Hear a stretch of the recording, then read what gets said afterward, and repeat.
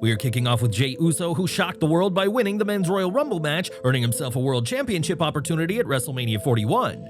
Ever since Jey's victory, there's been a debate among fans as to whether Jey deserves to main event a night of WrestleMania, but Uso himself isn't worried about his spot on the card. Speaking to Daily Mail, Jey said that he's not worried if he's on night 1 or night 2 of WrestleMania, and is equally unfazed about whether he headlines or not. He said, "I don't care if I'm on last, I don't care if I open it up, I'm gonna go out there and they're gonna remember my match, so that's all I'm focused on." Jey added that he recognizes that an opportunity to become world champion at WrestleMania is a once-in-a-lifetime shot that may never come back around in his career.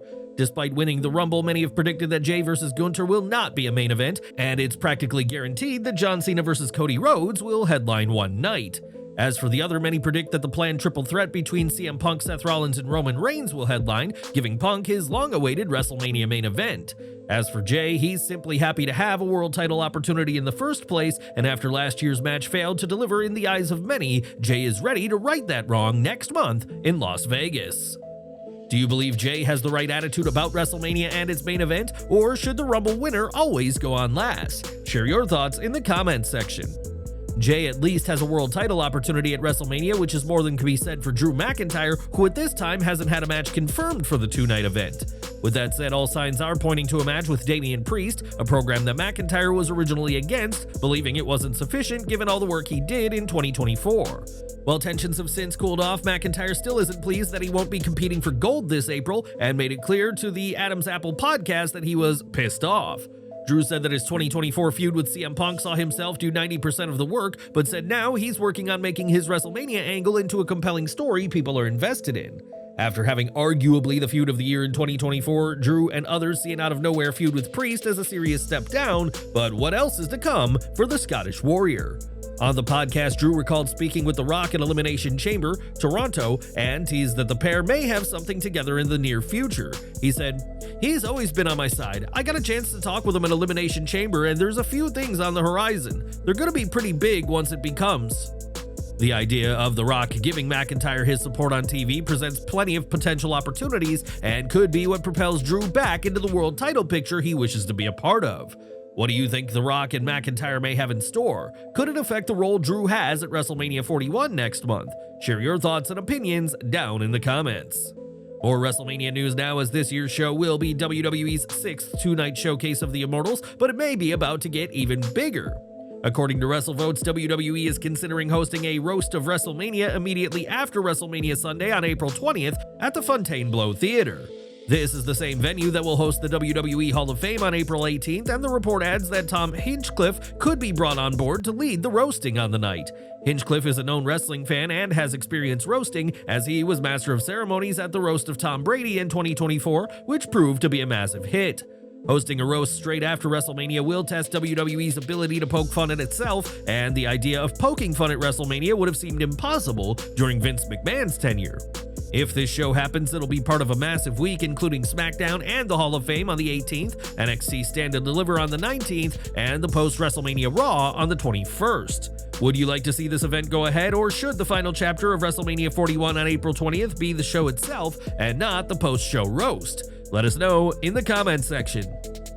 Whether this roast goes ahead or not, WrestleMania 41 will see plenty of The Rock and John Cena a dozen years after they battled for the WWE Championship in 2013. Cena has still yet to explain his actions or discuss his future as a heel on WWE TV, but at least one idea that recently made waves online has been shut down. On Twitter, WrestleVotes reported that WWE was considering the name The Rock and Soul Connection for the alliance of Cena and The Rock, but that will not be the case. In a response, Brian Gewirtz, who serves as The Rock's writer and previously worked for WWE, shut down the name, stating that "your sources are drunk."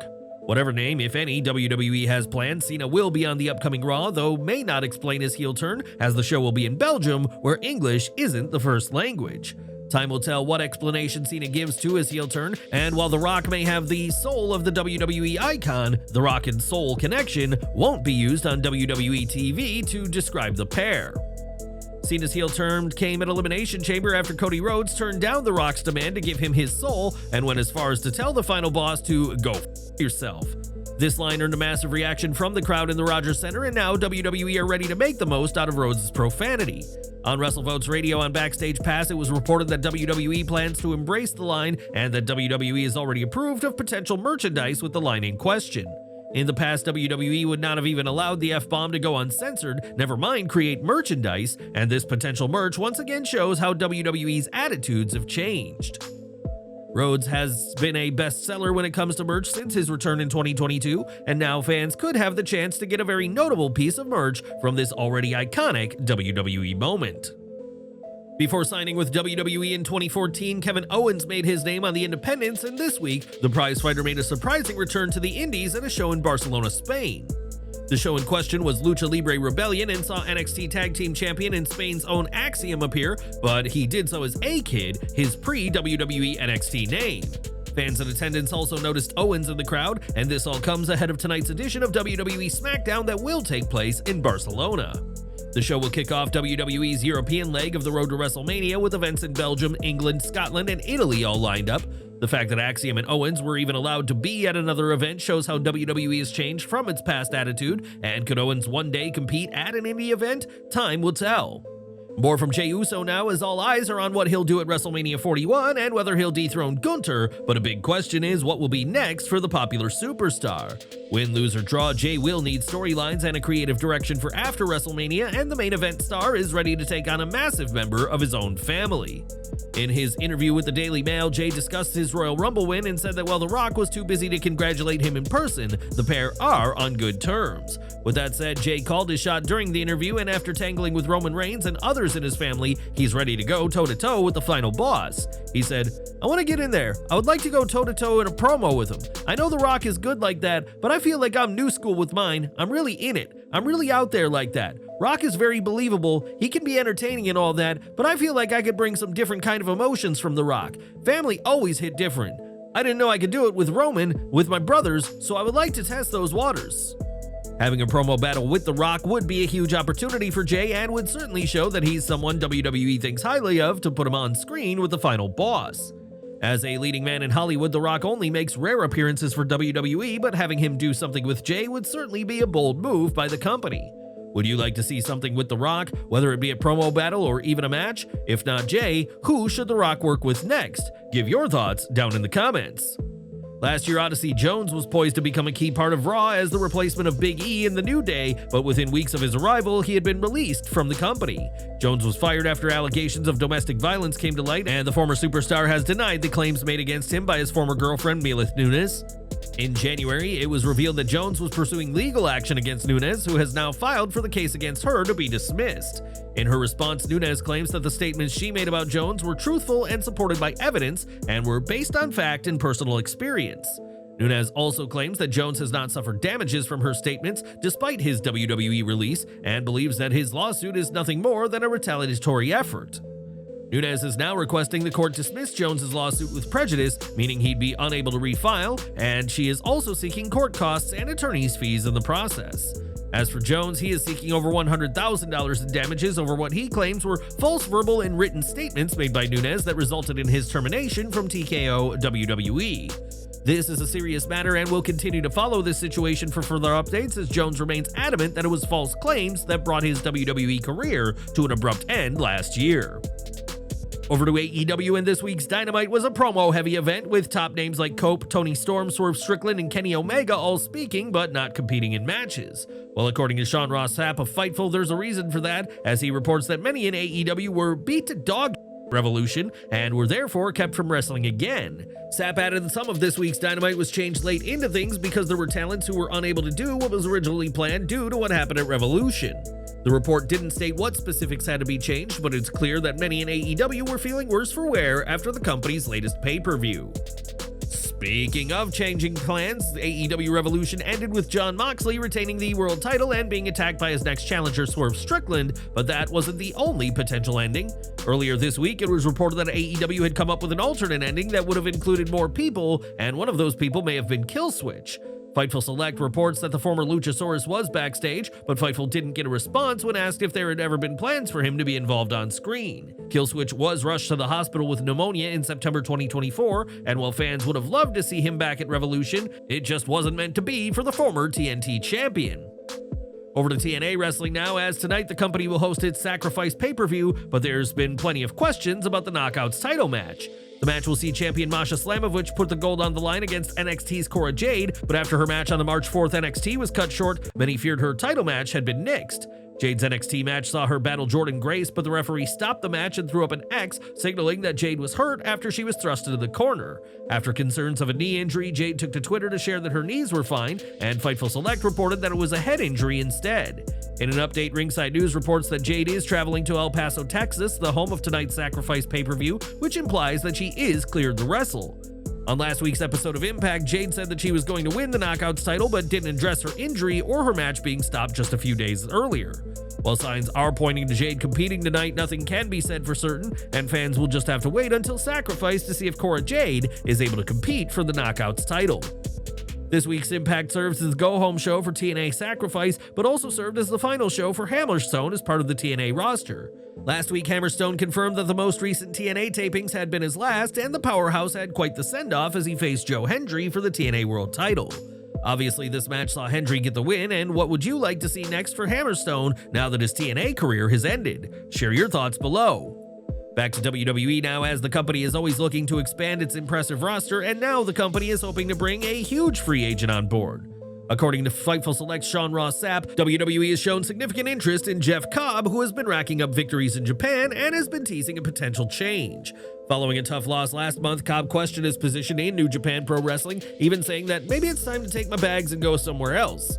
One source claimed that Cobb appeared on WWE's internal roster this week, though that is yet to be confirmed, and sources in AEW have said Cobb is not expected to join Tony Khan's promotion. Cobb made his wrestling debut on April 6, 2009, the night after WrestleMania 25, and before then he competed in the 2002 Summer Olympics in Athens, where he represented Guam. In pro wrestling, Cobb is a former PWG World Champion, Lucha Underground Champion, and ROH World TV Champion, in addition to 2 reigns as IWGP Tag Team Champion in New Japan. Cobb certainly has proven himself in the ring, and while being 42 may have been an issue for his hiring chances under Vince McMahon, WWE has become more open to bringing older names on board. Ultimately, time will tell if Jeff Cobb is one day known as a WWE superstar, but don't cut out the New Japan star at least appearing at a WWE tryout at some point this year. During the January 27th edition of WWE Raw, JD McDonough suffered a freak rib injury when he did a moonsault to the outside and landed hard against the announce table. Despite fears of a neck injury after his head whipped back into the table, McDonough continued the match, earning the respect of many fans as well as those within WWE. On a recent edition of the Insight podcast, McDonough discussed the injury and the viral photo of him on the floor just as he, Dominik Mysterio, and Carlito got backstage. He said, "I have my arms over Dom Mysterio and Carlito coming up the aisleway, and that was really hurting me, but I couldn't take my hands off them or I would have fallen down, and I didn't want to fall down in Gorilla because there was loads of people waiting to go out for the next match, and you don't want to sell for anybody in the office. So I just lay down on the other side of the curtain, thinking that I was out of the eye line of people, but a few of the fans caught a photo with my feet sticking out into the entranceway." While it was reported that McDonough had collapsed backstage, the Irish Ace made clear that this wasn't a full collapse, but he just had to lie down to catch his breath. On the podcast, JD detailed the injuries he suffered in the match, including broken ribs and his lung being punctured by his 7th rib. At this time, there's no word on when JD McDonough will be back, but we're wishing the Judgment Day star a full and speedy recovery after this serious setback. One of the hallmarks of WWE TV under Triple H has been clues being left on TV, which often tease something big that's to come as part of storylines. Eagle-eyed fans are often rewarded by spotting talent speaking to each other in the background of segments, and the Judgment Day are all in favor of leaving these Easter eggs. Sitting down with Chris Van Vliet, JD McDonough said that he and the faction try and fit a little Easter eggs in the background, and said that it presents fans with fun little side stories. These Easter eggs often leave fans speculating and discussing the group, including last December when Dominik Mysterio was spotted in the background speaking to Nick Aldis. This led to discussion among fans that the faction could be moving to SmackDown, and while that didn't come to pass, this Easter egg did result in fans talking about the Judgment Day. Have you spotted any of these clues and Easter eggs, either from the Judgment Day or others in WWE? Let us know if you have in the comments section down below. Now, being a part of AEW, Billy Gunn has a merchandising deal with WWE, and it turns out that Gunn hoped this partnership would let him use his WWE theme on AEW programming. Sean Ross Sapp of Fightful reports that Gunn wanted to use his Ass Man theme at All In 2003, and while the song would have gotten a huge pop in Wembley, Tony Khan turned the idea down. Tony Khan has been willing to pay big for music rights in the past, but he wasn't willing to pay WWE royalty money, keeping Gunn from using his popular former theme song. And we're ending with Brock Lesnar, who hasn't been seen on WWE TV since SummerSlam 2023, but the Beast Incarnate recently resurfaced on social media. Lesnar was all smiles as he posed for a photo with a woman by his side, and while it remains uncertain when, if ever, he returns to TV, Brock is enjoying his time away from the squared circle.